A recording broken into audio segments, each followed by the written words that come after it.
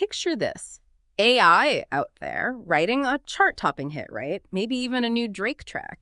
But then Drake himself turns around and slaps a lawsuit on whoever created it because the AI might have borrowed a little too heavily from his previous work.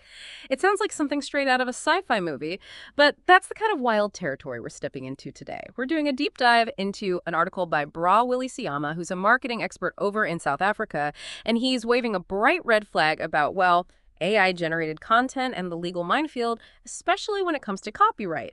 And you might be thinking, okay, AI copyright, that's something for the tech folks to worry about. But hold on a second. This actually affects everyone. Whether you're like a ChatGPT guru or just kind of curious about where technology is headed, this deep dive. Think of it as your crash course on why AI copyright is the big issue to watch for everyone. So to kick things off, Willy gives us this crash course in South African copyright law, and it boils down to three major things, right? Originality, some kind of tangible form, like it has to be written down or recorded or something. Yeah. And then this is where it gets kind of tricky. Authorship. And what's so fascinating is that South African law, it actually does cover things created by computers. Oh, really? Yeah, the law itself is ancient, like 1978 old, way before all this AI craze. But even back then, they knew computers could make stuff. Huh. The problem is the law is, well, it's about as clear as mud when it tries to tell us who the author is when AI is the one doing the creating. It's like trying to, I don't know, fit a square peg in a round hole. The law seems to be thinking about photocopiers from back in the day, not AI that can practically whip up a whole symphony before you finish your coffee. Willy, he even uses this example of those AI music generators, the ones trained on Taylor Swift's entire discography, right? So is the music that AI spits out, is it actually original, or is it just Taylor Swift, but, remixed by some fancy algorithm? Where do we even start drawing the line? It's, big questions. And believe me, it gets even wilder from here. So we've got this law, and it's, playing catch up with technology. But it gets even more complicated. Willy, he lays out these two big risks, and it's not just for techies. This is everyone needs to be paying attention to this. Yeah, the first one is a doozy. It's the whole, what they call the black box problem with AI. Black box. Yeah, so we don't actually know how these AI models really work inside. They're trained on mountains of data, right? Yeah. But figuring out what they learned from where, near impossible. So it's like baking a cake but having zero clue what ingredients you used. Exactly. And then someone comes along and says, hey, you stole my recipe. Right.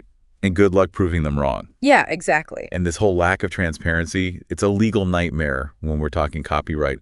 Willy, he talks about those lawsuits. Yeah. The ones against those AI music platforms like Udio, Suno.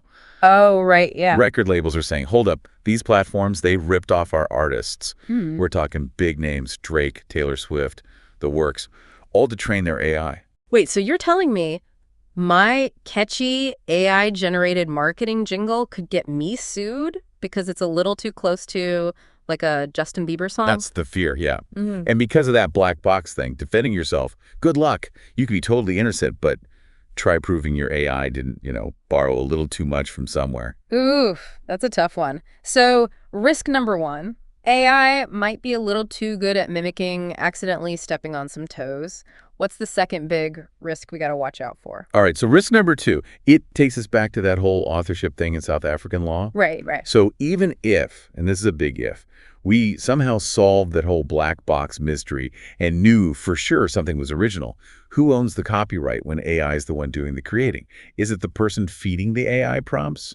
Or is it the company, the one that built the AI in the first place? Man, that just adds a whole other layer of complexity to this whole thing, doesn't it? Oh, absolutely. And it gets even wilder when you think about how companies like OpenAI, they're the ChatGPT folks, right? Yeah.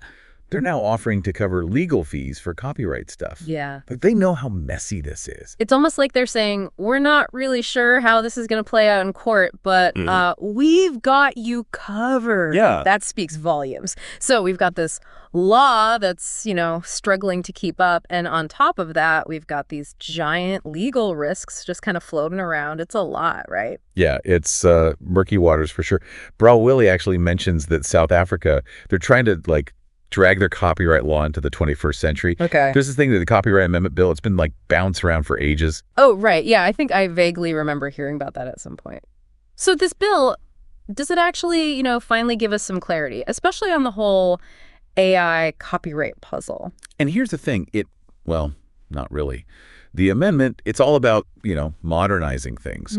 But when it comes to AI, like the really big issue here, it kind of dances around it. It's like, I don't know, renovating a house from the 70s, but forgetting to think about, like, oh, I don't know, the internet. Exactly. Like, you're missing a pretty big piece of the puzzle there.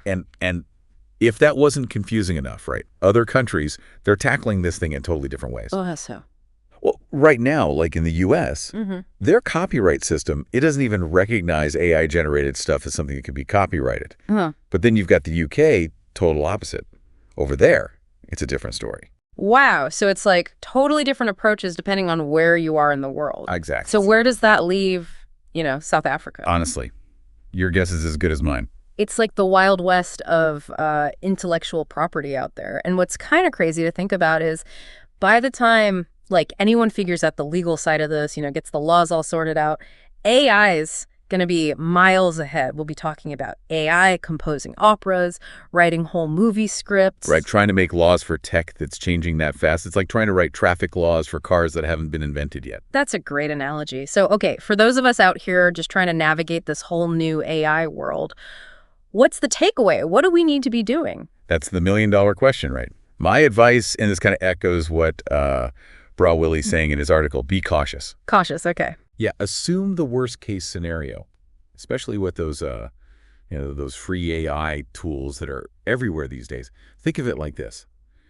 You wouldn't, build your dream house on a plot of land if you weren't 100% sure who actually owned it. Right. It's the same idea here. Proceed with caution. Got it. Exactly. Be aware, right? The legal stuff is still so up in the air. Don't assume that just because you can create something with AI, you automatically own it. Solid advice. And it's interesting because Willy, and remember, he's not just like an expert. He's a marketing CEO, right? Yeah. He actually has some super practical advice for anyone in marketing. He's basically saying, brands, marketers, you need to put risk management at the top of your to-do list. This isn't just a legal headache waiting to happen. This could seriously hurt a brand's reputation if they're not ridiculously careful. It's easy to feel overwhelmed or even, I don't know, a little bit stuck with all the unknowns, right? But I gotta say, there's a part of me that's honestly kind of pumped about all this. We are standing on the edge of something massive, and how we figure out this whole AI copyright thing, it's gonna shape the future of creativity as we know it. Who knows? Maybe one of you listening right now will be the one to come up with a revolutionary solution, a new legal framework, or even a totally different way of looking at ownership in the age of AI. It's a lot to think about, that's for sure. And that is it for our deep dive today, but one thing's for certain, this conversation is far from over.